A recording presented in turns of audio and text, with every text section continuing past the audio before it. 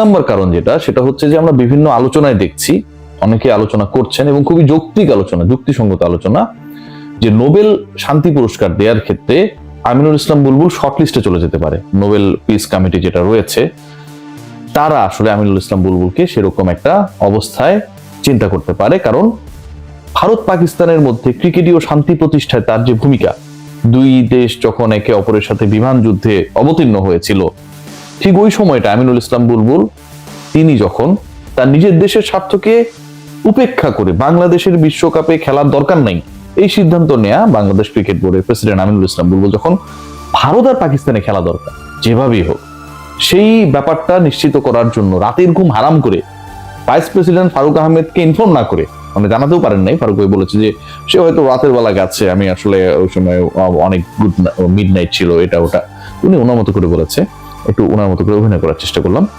যেভাবে তিনি দৌড়ে গেলেন লাহোরে এবং এই দুই দলকে, এই দুই দেশকে খেলাতে রাজি করানোর মাধ্যমে আইসিসিতে যে ফিনান্সিয়াল আর্থিক অশান্তি তৈরি হয়েছিল সেই শান্তিও প্রতিষ্ঠা করলেন সেই আমিনুল ইসলাম বুলবুল শেষ পর্যন্ত কতটুকু আসলে সফল হতে পারলেন। দুই দেশকে আপনি একই টেবিলে বসালেন, দুই দেশের প্রতিনিধিদের ভিন্ন চেয়ারে আপনি বসতে দিলেন, আলোচনা করলেন, কিন্তু শেষ পর্যন্ত সেই আলোচনার ফল যেটা হলো, পাবলিক এটাতে আসলে খুব বেশি মজা পাইল না, মজা পাইল জোকারি দেখে। তাহলে কি সেই জায়গায় যিনি আসলে নেগোসিয়েটরের ভূমিকা, ওয়ার্ল্ডের best negotiator ever has been created in this world, Aminul Islam Bulbul Bangladesh cricket বোর্ডের প্রেসিডেন্ট যে কাজটা করলেন সেটার স্বীকৃতি রেখে সেভাবে থাকে। এই ম্যাচটা যদি নেইল বাইটিং হতো, এই ম্যাচটায় যদি ব্যবধানটা ধরেন 5-10 রানের হতো, লাস্ট ওভারে লাস্ট বল পর্যন্ত যদি এমন একটা সিনারিও ক্রিয়েট হতো, তাহলে হয়তো আমিনুল ইসলাম বুলবুলের এই যে পিস ফাউন্ডেশনের আন্ডারে যে তিনি পিস প্রতিষ্ঠার চেষ্টা করলেন নিজের দেশের স্বার্থের জন্য, করতে পারেননি কিন্তু, মানে বাংলাদেশ যদি ভারতে গিয়ে খেলতো তাহলে একটা অশান্তি তৈরি হইতো, তিনি সেই কাজটা করেন নাই। বাংলাদেশ যদি ভারতে না শ্রীলঙ্কায় গিয়ে খেলতে পারত, তিনি তো ওয়ার্ল্ডের বেস্ট নেগোসিয়েটর। বাঘ মহিষকে এক ঘাটে জল খাইয়েছেন আমাদের বুলবুল ভাই, ভারত পাকিস্তানকে এক ঘাটে জল খাইয়েছেন, তাদেরকে এক করেছেন, খেলতে বাধ্য করেছেন। কিন্তু বাংলাদেশ যদি শ্রীলঙ্কাতেও খেলতো, কথার কথা, তাহলে একটা অশান্তি তৈরি হইতো, কারণ এই যে গ্রুপ চেঞ্জ এটা ওটা আইসিসি মাইন্ড করতো তার উপরে, তিনি কোনো অশান্তি চান নাই। শান্তি প্রতিষ্ঠা করতে গিয়ে তিনি যে ব্ল্যান্ডারটা করলেন, যেখানটায় 175 ক্রস করে 176 করতে গিয়ে পাকিস্তান যে ধরনের ক্রিকেট খেলেছে, আমার কাছে মনে হয় যে এই অশান্তির রেশ আগামী 19 তারিখ পর্যন্ত থাকবে। আমি কেন বলছি, এবং এই অশান্তির রেশে ভবিষ্যতে বিসিবি এবং পিসিবির লোক দেখানো যে সম্পর্ক, সেটা একটা বড় ধরনের প্রভাব পড়বে।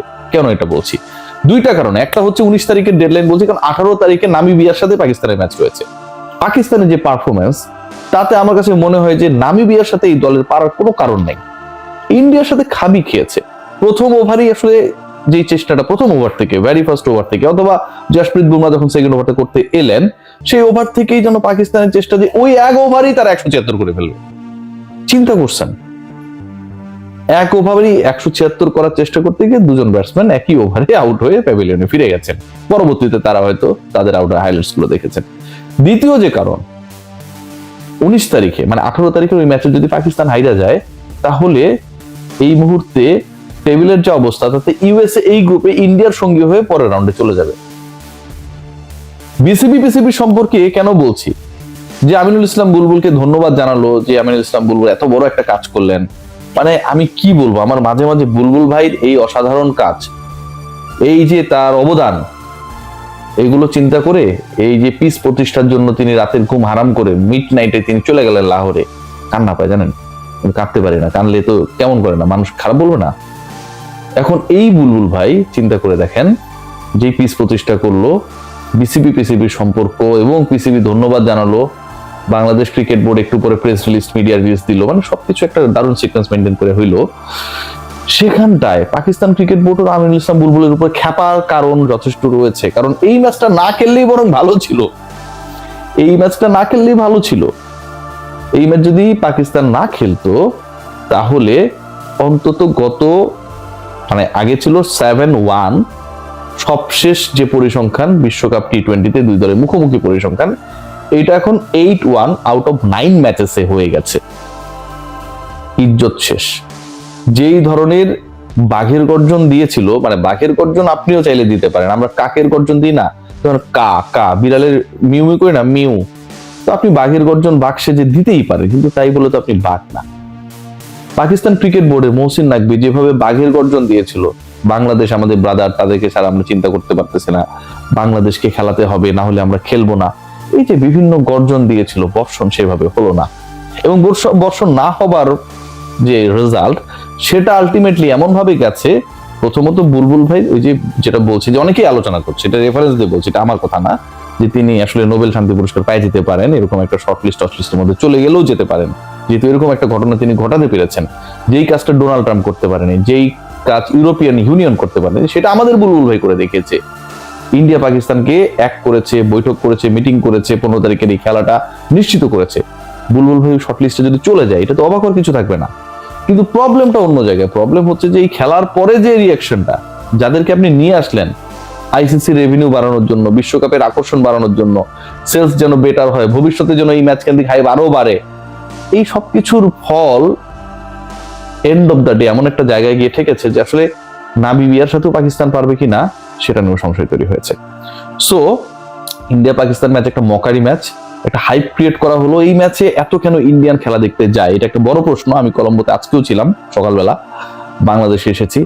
এটার একটা বড় কারণ কি জানেন? ইন্ডিয়ানরা এত টাকা খরচ করে, মানে প্রত্যেকটা পার টিকিটের প্রাইস শেষ পর্যন্ত গিয়ে $400 ঠেকেছে, $400, 400 ইউএসডি বাংলা টাকা যদি কনভার্ট করেন, তাহলে সেটা প্রায় 55,000 টাকার কাছাকাছি এক একটা টিকিটের প্রাইস। হ্যাঁ, এটা কোনো ক্যাটাগরি ওয়াইজ না, একটা টিকিটের প্রাইস হচ্ছে 55,000 টাকা। এবং এই 55-60,000 টাকা দিয়ে টিকিট কেটে উচ্চ মূল্যে হোটেলে থেকে ইন্ডিয়ানরা পাকিস্তানের বিরুদ্ধে প্রেমাদাসা স্টেডিয়ামের এই খেলাটা দেখার জন্য গেছে। এই কারণে না যে বুলবুল ভাই এখানটা এত দারুণ একটা নেগোসিয়েশনে কাজ করলেন, গেছে এই কারণে যে এত টাকা খরচ করে, আপনি 1 কোটি টাকা খরচ করবেন, কিন্তু আপনি মনের আনন্দ পাবেন। এই যে পাকিস্তানকে এভাবে 9 বারের মধ্যে 8 বারই ইন্ডিয়া হারাই দিল, এই যে একটা শান্তি, এই শান্তিটা প্রাইসলেস।